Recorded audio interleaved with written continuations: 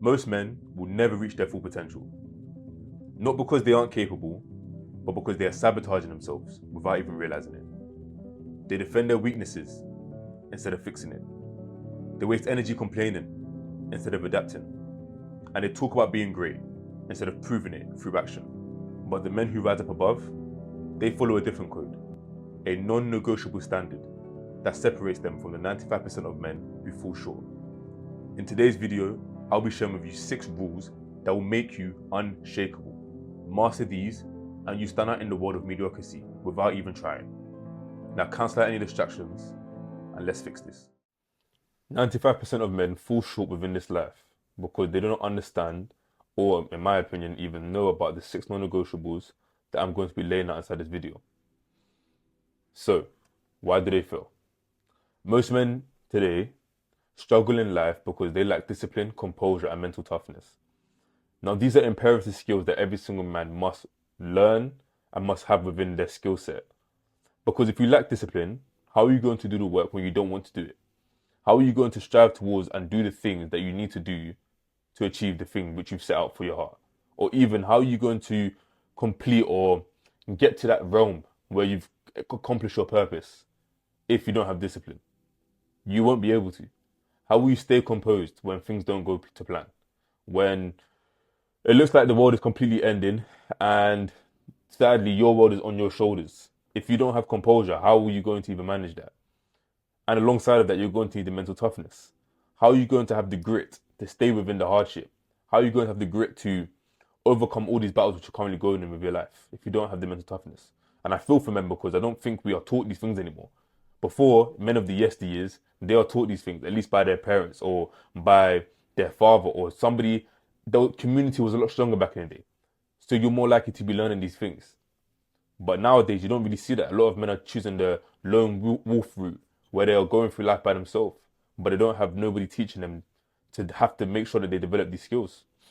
And these are imperative skills. They get caught up in cycles of weak behavior that erode their confidence and self-respect.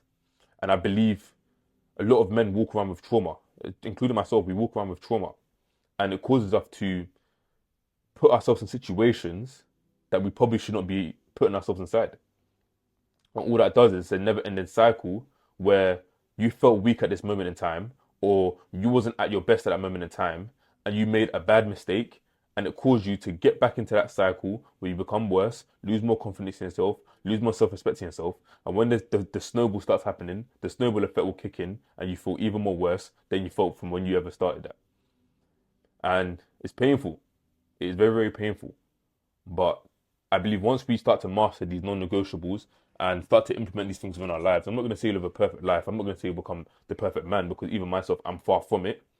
But once you understand these non-negotiables and you hear it and you take notes on it and you digest this knowledge, you don't just watch it, you digest this knowledge into your mind and into your life, into your identity, if anything, you will start to see drastic improvements within your life. So the 95% fail because they defend themselves out of insecurity. They complain instead of acting. They talk instead of proving themselves. They react emotionally instead of staying composed. They speak carelessly instead of maintaining mystery. They seek distractions instead of embracing solitude. A man who masters these principles becomes unshakable. And here's why each one is non-negotiable for your success. So number 1, never defend yourself. Now, of course, there are situations where you may have to defend yourself. But in the context which I'm speaking about is when you defend yourself, as I spoke about over here, out of insecurity. Why most men fail is because they fear judgment and rush to explain themselves. I think it's more of a norm nowadays where your back is against the wall, you feel like you have to defend yourself, or it's that fight or flight reaction. It's as humans. But it's imperative as men that we have that under control. When you feel like your back is against the wall, but you say, no, I don't really have to explain myself. I don't really have to explain why I do this thing or why this thing gets done. Of course, I'm not saying be a psychopath now because, yeah, let's not be doing that nowadays, guys. But not even nowadays, just in general, let's just not be doing that. But it is imperative and important that you avoid defending yourself out of insecurity. And the way that I see it is that a majority of men nowadays, they react out of emotion and have like an emotional kickback. And if you don't want to have a specific view about yourself where you are seen as dominant in control of certain situations continue to react out of emotion. But they react emotionally, proving they lack confidence in their own actions. If you do something or you have done something and you know within yourself it wasn't done out of malice, it was done for a good reason to benefit either the people around you, society, or maybe yourself, stand on it and be like, yes, no, I've done this for a good reason. And of course, when I mean a good reason, I mean like a net positive thing, not something that, let's say, for example, you punch someone in the face out of nowhere, and you're not explaining why you punched them in the face. No. Then, of course, explain why you've done the thing. Initially, don't even be punching the person in the face. However, when it comes to certain things and there's certain situations where you've done something, do not react emotionally. As I've said, a man who defends himself is a man who doubts himself. So you're doubting yourself. You don't want to even be caught. I think there was a quote which is later on in the video, but you don't even be caught doubting yourself, even in your mind. You don't even want your mind to hear the criticism that you have of yourself, because you will hear it. And then all it does is damages yourself. So the moment you defend yourself, you become weak in the eyes of others. The moment that you start lashing out, bursting out in emotion, you instantly become weak to others. Because now they see, okay, all I have to do is judge him or say something to him that he doesn't agree with, and he will burst out in emotion, and now we can control him. And that's the last thing you want to do. Strong men don't explain, they act. If someone misunderstands you, let them. Allow your actions to speak louder than the words that you say. Because obviously everyone knows the saying, action speaks louder than words. So if you've done something, stand on it. And of course, if it's something that you shouldn't have done, as you'll see, I think I explained it either later on in this video or further down in the slides, I can't really see it right now. Oh, there it is, yeah. So the 5% approach. Accept criticism without reacting. If you're right, prove it through action. If you're wrong, own it and improve, but never beg for understanding. So if you're wrong and you've done something incorrect, accept you've done something wrong and improve on it. Be like, okay, in this situation, let's say, for example, you were at work and you've done something and it ended up actually being a net negative.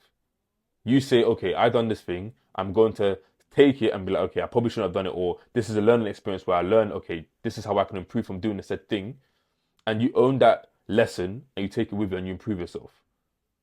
But don't be that person who, you make a mistake and now you're sitting there fighting, saying, no, I didn't know, or I was never taught, or I don't know, or no, the reason why I did this was because of this. If you know that you've done something wrong, just be like, okay, I've done something wrong here. That's it. Let me just stop there. It's quite an emotional, it's no offense, but a feminine thing for you to be doing as a man. And that's the last thing you want to be doing.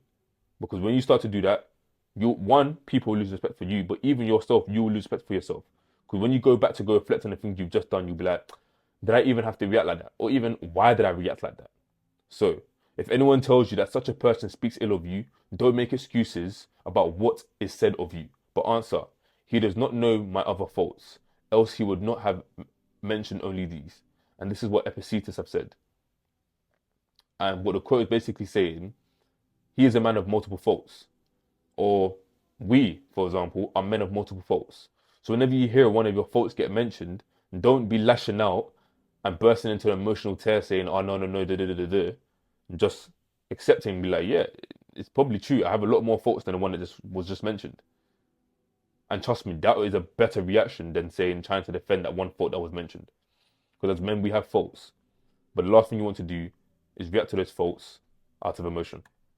Number 2, never complain. Now, this one here is one of the most, this is very, very, very important because it is such a norm to complain. And even myself growing up, I was such a complainer. I complained about the majority of things for no reason. And I believe it's like, we just go out of our ways to try and search for help. And it's not even help to try and take action. It's complaining about the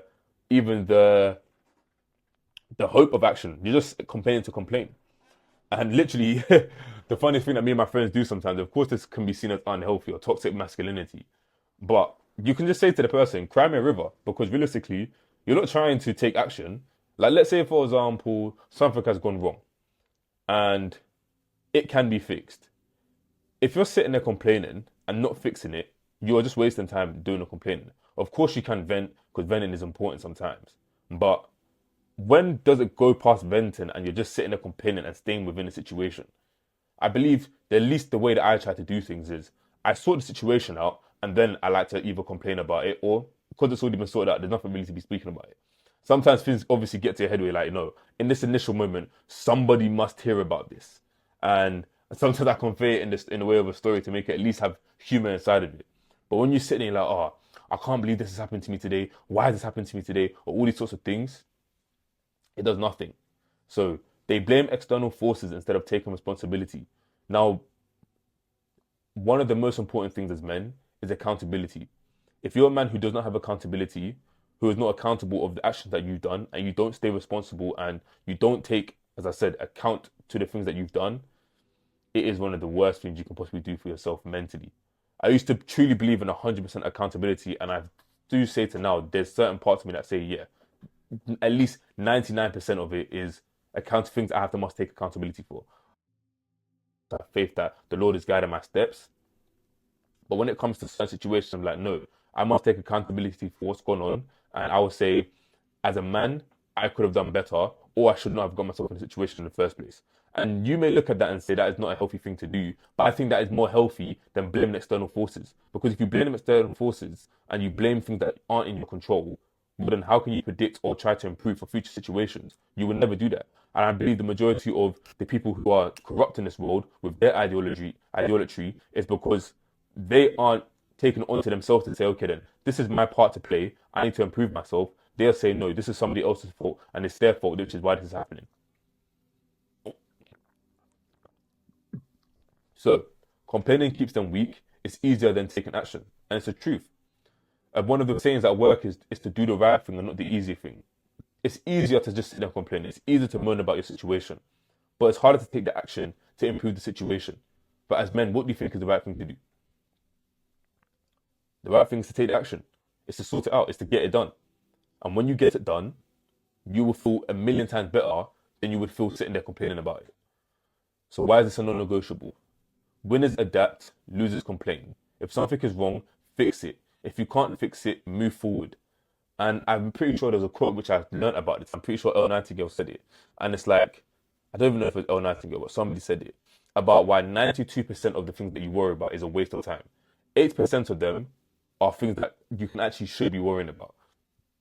It says like 10% of them are miscellaneous worries, like 50% of them are things that you can't even control, like 10% of them are things you're worrying about that's already happened. So, of course, I haven't finished it, but the whole point of the quote is that there's a certain 92% of the things that you worry about. So 92% of the things that you may complain about, you can't even sort out. So why keep sitting there complaining about it? Just move forward. If let's say for example, oh, I'll give you an example of my life right now. For some reason, it's like, let's say this is my foot, yeah, and this is my big toe. The middle part between my big toe and my actual foot, every single time I skip right now, it gets like a mad sharp pain. And I'm thinking, oh my days, this is annoying. What can I do? And instead of sitting there just complaining about it, of course, eventually I might go see a doctor if it gets to the point where I'm like, okay, what's actually going on? Now I've just changed the way I skip. Before I used to skip on my toes. Now I skip on the flat part of my foot.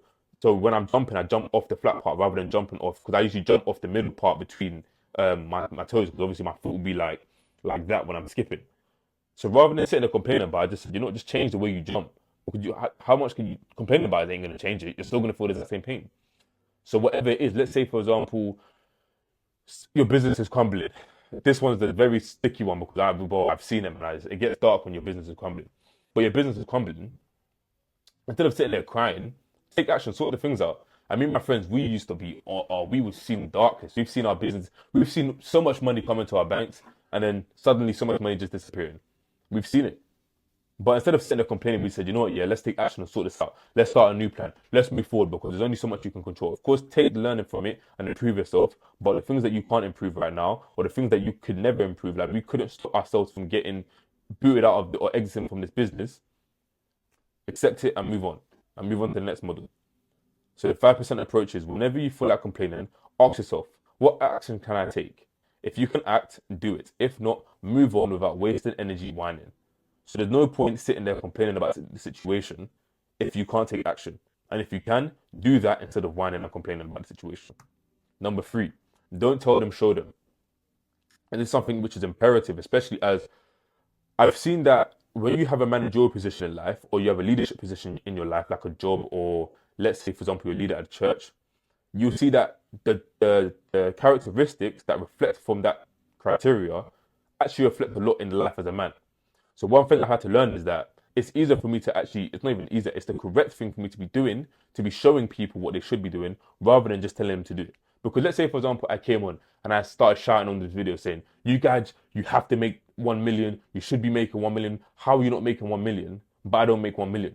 You're not going to be motivated. You're just going to be thinking, what's this guy talking about? He's just losing it. He's some crazy crackhead just talking about things that he doesn't even know about. But now let's say I make 1 million and I say, this is how I've made 1 million and this is the exact steps I've done to do it. Copy me if you want to. If you don't, well, it's still here in front of you. You're more likely to take action and do it because I'm showing you exactly what I done. Rather than me sitting there telling you, oh, yeah, go make 1 million. This is how you make 1 million when I don't have 1 million in my bank. But once I've done it and I can show you that I've done it, you're more likely to listen to me once I've done it. So waste no time arguing how a good man should be one. And this was said by Marcus Aurelius. Now this is peak. It's peak. I know peak from Alex. Peak. This is a peak quote. There's no point sitting there constantly talking about, okay, how to be a 1% man, how to be a high value man, when you're sitting there in your house watching a podcast with no intention of talking to anyone the next day or no intention of doing any work. Sitting there watching a 3-hour podcast on how to become a 1% man. It does nothing for you. Literally does nothing for you. It's a waste of time. And there's no point sitting there just thinking about these sorts of things. You should be going out there and doing the work to be able to be that person. Now, why most men fail? They talk about their plans but never follow through. So yesterday when I was at the gym, one of my friends came up to me. Me and this guy, we always talk and I enjoy our conversations. And he asked me how's business going right now. And I'm not going to really mention the thing that we were talking about because I didn't actually mention it to him either. But upon the conversation, he asked me what's going on. And I said, there's something behind the scenes which I'm currently doing, but I don't really want to mention it until I start to see the fruits from it. And this isn't something I was born doing. I had to learn to actually react like that. Because before I'd be like, yeah, this is what I'm doing. And I'll lay down my whole entire business plan to the person. And suddenly, where is the business now? Where is the fruits? There's obviously not going to be any fruits because the second that it came out my mouth, I already got the dopamine of doing the thing. And now I don't feel like doing the thing because I've got the reward mentally in my mind. And he was like, yeah, he said he was even happy I didn't say it because it showed to him that even himself, he has to stop doing that and needs to work on it because sometimes he gets so excited about what he's doing that he wants to talk about it that it stops him from actually doing the thing because he's already spoken about it. But when you keep it in and you're like, you know what, no, I'm going to keep it with myself, delay the gratification, and when I actually start to see the results from this thing, then I'll start to mention it. Or even when people see the fruits, they're going to be like, how did you do it? And then I can mention it, rather than me going out of my way to explain it before it's even done. So a man's worth is proven through action, not words. You can only say so much. There's so many people who you have seen has gone on these podcasts or done certain things and said they're 1% man. I won't sit here and say to you I'm some 1% man. I won't do that to you. But if I start to live the lifestyle of a 1% man and you see that and you say that's what I am, I'm not going to say that's not who I am. Because I'd rather show it to you and you see that and say, okay, that's who I am, than me sit on a podcast and say, yeah, I'm a 1% man, I'm a high value man. It's not really something that I would want to be framing myself. I don't really like the terms either. I'd rather just do the actions, live the life like that, and have society see me like that already without me having to go out there and tell them that I'm like that. And that's just the way that I personally think is the best way to do it. Of course, when it comes to like monetizing or if it comes to, because it will help build reputation if you can say, yeah, you're in that criteria. So I'm not to knock anybody who does it. I understand why they do it. But it's important that you actually show those things. And I believe the majority of them actually do show those things, show that they are like that. And then you can speak about it. But if you speak about it with no proof that you are like that, it's now a little bit shaky. So nobody respects a talker. People respect results. So if you have the results to back you up, you'll be respected. So when you speak, what comes out of your mouth will be respected and heard. But if you have no results, if you're just some teenager right now with nothing to back them up, no plan, no nothing, no purpose, no results, no anything, and you're running around saying I'm a 1% man, the only person who you're damaging is your mental psyche. So drop it and let it go. So the 5% approach. Stop announcing your goals, stop explaining yourself, work in silence, and let your results do the talking. Allow your results to be the thing that determines your value. Another favorite saying is that the market determines your value. You can't go to the market and say to the market, I'm valued £1 million, give me £1 million. The market's going to laugh at you and kick you to the wayside. But when you are truly valued £1 million, when you're the person who is worth £1 million, when you have a skill or an asset that is that's under your control, that is worth £1 million, that's valid at that point, trust me, the market will give you that. So be that type of person. Don't tell them, show them your value. Number 4, I think, learn to respond, not to react. I thought the first virtue is to restrain the tongue. He approaches nearest to God who knows how to be silent even though he is in the right. And that is by Cato the Elder. It's a little bit of a tongue twister of a quote. But ultimately what he's saying is that when you know how to remain silent, as it already says there, when you know how to remain silent, it is even more powerful when you know you are in the right. It is very, very crucial that you refrain and restrain your tongue. So when something has been said or when something has been done, control it. Do not react. Respond with the correct emotions. Now, I'll give you an example. I was going home. Was it yesterday as well? What is today? No. It was on Monday. I think. Yes, it was on Monday. So on Monday, I was coming home. And one thing about me is, and I'll say this is probably from pent-up trauma from growing up, because I hate bullying. I believe I was bullied when I was younger. So, of course, it interlinks. When I see bullying, it don't work for me. And I was on my way home and I saw this young girl, so 2 young girls and an even younger boy. And I had my earphones in, so I couldn't really hear the conversation. But just the way she was in his face, I could see it doesn't look right. It looks like there's something going on. So I took out one of my earphones and I hear her shouting at him saying, "Why was you following her?" And he's like, "Huh?" And she's like, "Why was you following her? In fact, walk away from here." And they call over another boy. The boy is roughly my height. I'm 21. I can tell these are like children, like teenagers. So the taller boy comes now and they're like to him, "Oh, he was following her." And the younger boy is like, "Huh? No." She's like, walk away from here. Pointing at him, shouting, "Walk away from here." And now at this point in time, I'm getting a little bit annoyed because I'm like, okay, I don't know what's going on, but all I'm hearing is that this girl shouting at this younger boy. And so she sends the boy to walk away. The young boy starts walking away. We're at a bus stop, by the way. So he's waiting for this bus and there's a lot of people around. So he starts walking away and she now follows, like, let's say he's walked to like 15, 20 steps away. She now walks up to him and says, "No, keep walking." And then this is when I've got annoyed now. The taller boy has walked past me saying, "I might body slam, I'm bored today, I might body slam him." I'm thinking, there's no way I've just heard that. So what he proceeds to do is he runs up to this younger boy, picks him up and slams him on the floor and the young boy's phone drops on the floor. Now, when I see that, in my mind, I'm like, clearly the person who done the slamming, they don't actually truly understand violence. They truly don't understand society and they're just not right in the head. So when I see that, I'm like, in every right, I can now apply violence to him because I've just seen him apply violence to somebody smaller than him. But I'm like, you know what? What is that really going to do? It's not, he's let go of the person because at the end I walked up and I was like, "Yo, well, what are you doing? What's going on?" I took out my earphones, I said to because obviously now the girl is there, the boy has slammed the guy and walked away.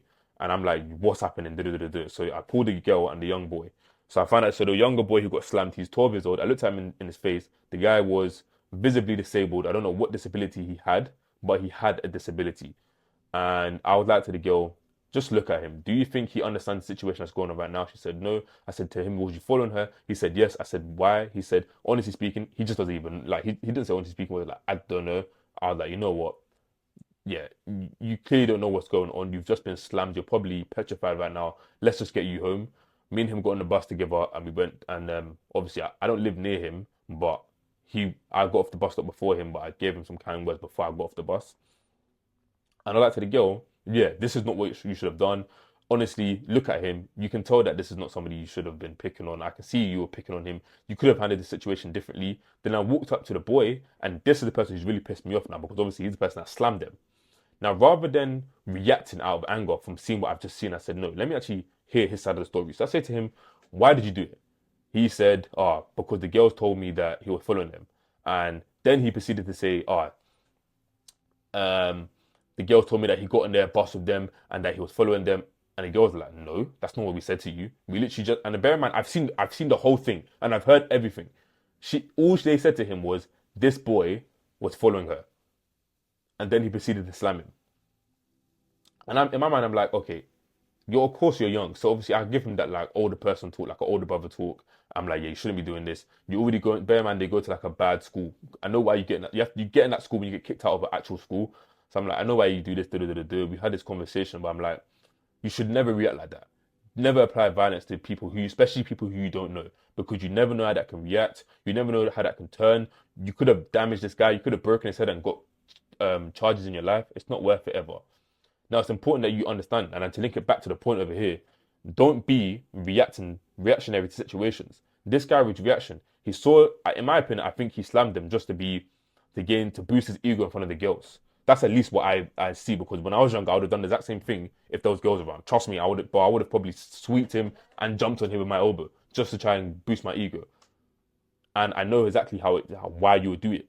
It's because you're reacting to the situation rather than saying, you know what, yeah, let me actually be an adult in the situation. Let me be mature and let me have emotional control and stay composed. And let me not react to the situation. Let me respond to it in the correct way. Now, this probably isn't linked to Cato's, the elder's quote, where he's talking about even when you are in the right, bite your tongue and just remain silent. It's not really worth it.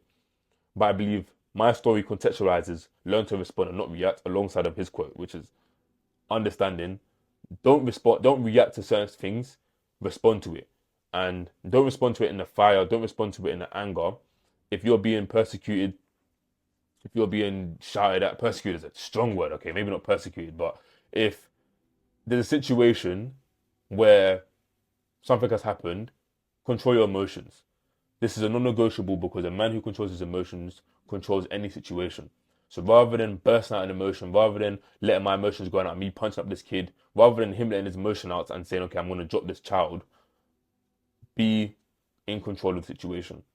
So the 5% approach is, next time someone tries to provoke you, pause, breathe, and think before speaking. Silence is more powerful than reacting. So remain silent in certain situations, because that silence can actually be seen as more powerful than lashing out. Number 5, be careful of what you say. Be silent, or let thy words be worth more than silence. So while most men fail, they overshare, exposing their weaknesses. They engage in gossip, drama, and useless debates. Now, this is very, very, very, very something that just gets to me. The debate side, I'm like, okay, the only time you could catch me debating it's very rare. I have to get very, very heated. But when I get in these debates, I'm like, it wasted so much time. It wasn't even worth it. The gossip and the drama, easier to stay away from. If you're still in school, or you were in a workplace where gossip is normal, just run away from it. Because all it does, it just makes it just weakens yourself. Gossiping, staying involved in drama, does nothing for you as a man. Avoid those sorts of things. It should not be entertaining to you. The second you see it, just push it away. So, it is imperative, and it is a non-negotiable, to be careful what you say. Word shapes perception. Speak only when your words add value. And a man who speaks too much loses credibility. When you speak when it's not time to be spoken, have you ever seen those people who it's like, let me think. I'm trying to think of the situation where it's like, you're in a group and somebody, let's say for example, or let's say you're in school. Yeah, you're in school when you was in school, and there was a teacher teaching something. And obviously, everyone in the class knows that the teacher's right. Everyone knows that what the teacher's saying is correct. And there's somebody who comes in, tries to contradict what they're saying, and they're completely wrong. At that point in time, you're thinking, you had no reason to say it. And I'm not saying they were confused. They're not saying it to learn. They were just trying to be seen as right and just get their point across, to just say extra words for no reason. You just think, what are you doing? And this whole entire class gets awkward, just thinking, what are you even doing? That is exactly why it's important to be careful of what you say and when you say it. It's a non-negotiable. Because trust me, bro, you don't really, once that happens, you instantly lose respect for that person. You're just like, just don't speak again. So the 5% approach is only speak when necessary. And when you do, speak with intention and authority. So don't start blasting random words. Don't get caught up in random gossip. Don't get caught up in useless debates, debating about 1% man with some random girl online. Don't be wasting your time doing these sorts of things. It does nothing for you. Of course, you want to have some certain conversations. Yeah, go and speak away. But for me, it just doesn't seem worth it in the slightest when you have these useless debates. The GOAT debate, oh my days, the football GOAT debate, I used to get caught up in when I was younger. As I've grown older, I've said there's no point in it. If you're a 20 plus year old man and you're still doing a GOAT debate, there's a lot that we need to work on, man. And finally, sit still. So, why most men fail? They fear being alone with their thoughts. They are addicted to distractions, social media, video gaming, and endless scrolling. Now, this one is imperative. Social media, I think, not social media is bad, but I think for men it's like actually video games. Because I say social media is more like girls is like that's the part where they need to really fix. So of course, a lot of guys are still addicted to social media, but I think video games is the bigger thing because a lot of guys, at least, I think it's installed in men to just be heroes and be that Superman, that super figure within their lives or in other people's lives. So when you start to play a video game and you feel like you've gone on that hero experience and you're leveling up, you can get completely distracted and so addicted to it. And then suddenly you've played off for enough hours and your whole mind is pent up around this game. So it is a non-negotiable to stay away from these things. So when it says sit still, it's not really just like, okay, sit still and freeze. It's more of control your distractions, control your emotions, control the urges for instant gratification. So they lack focus, always chasing quick dopamine hits. It's about staying away from these, as I said, instant gratification, these fast dopamines, releases. You want to avoid these certain things because as a man, it does nothing for you. It doesn't improve you. It doesn't really help you because you have a purpose and your purpose is going to be boring. It's going to be boring to get the work done. So if your body and your mind is so used to getting quick dopamine hits, you're going to struggle to get the important things done. So why is this a non-negotiable? A man who can sit in silence is a slave to stimulation. Oh wait, a man who cannot sit in silence is a slave to stimulation. So if you can't even, if I said to you right now, I'm going to make you sit in your room, turn the lights off, and just look at the ceiling for 30 minutes. Could you do it? Realistically, no. You're going to be itching for your phone. And I'm not saying you should be able to just do it from the start now, no. But to be able to do it at least once is important. Of course, I'm not talking about when you're sleeping or something like that. Like I'm talking about you're fully awake, in the dark, just looking at the wall, doing nothing for 30 minutes. This is a very, very important thing because I forced to think your central nervous system. There was a point in time when I felt like man was fried. I went to bed late. I think I went to bed watching anime, very late, and I woke up early. And for that day, I just felt like I couldn't even live. I felt completely burnt out. So to rewire myself, I said, okay, when I come home, no phone, no food, no nothing. Just sit there and look at the wall for 30 minutes. After that, oh, I felt amazing. I felt like I've, you know when you feel dirty and you take a shower and you come back and you just feel so clean and refreshed. That's exactly how I felt. Because it just resets that your central nervous system. It gets rid of all of the stimulation within your mind. And if you can't do that, if you can't wake up and start your day without going straight onto your phone, if you can't read a book, if you can't do a Bible study in the morning, if you can't just stay away from social media, games, all these other sorts of things, these quick dopamine hits, you are a slave to stimulation and you will be struggling in this life. So stillness builds discipline, clarity, and focus. Rare traits in today's world. It's very true. It's so rare to see somebody who has discipline, clarity, and focus. Staying focused is hard. Of course, staying focused is a whole video in itself. Having clarity is a whole video in itself, and staying disciplined is a whole video in itself. But these are important things that we need to understand within our lives. Even me, I've even learned that one of the things that I struggle with when trying to stay focused is if I have a big meal around the time, I'm not going to be able to stay focused. Like before recording this video, I had a massive meal when I came back from the gym. It wasn't really massive, but it was very carb dense. Oh, I was very tired. So tired. I went toilet, showered, and now I'm here refreshed. But for like 2 hours, I couldn't even tell you what I was doing. I think I was watching a video, playing chess. I even got caught doom scrolling for a bit, for like 5-10 minutes, and then I snapped out of it.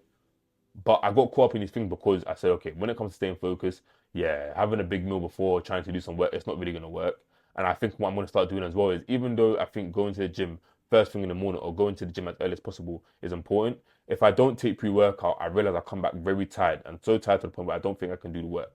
It's what I'm feeling right now. Maybe if I completely fix my sleeping pattern and I get like 8 to 9 hours of sleep, it will maybe I feel different. But for the meantime, I'm going to be thinking about switching and going to the gym after doing all the work in the day. But finally, if you can't sit alone with your mind, with your own mind, how can you expect to master yourself?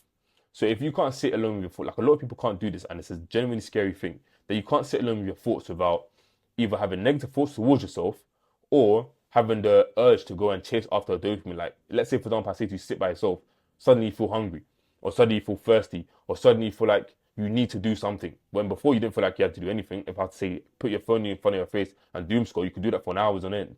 But when it's time to do the work or do something, suddenly you feel like you need to do something. That is when you know, okay, you are slave to stimulation.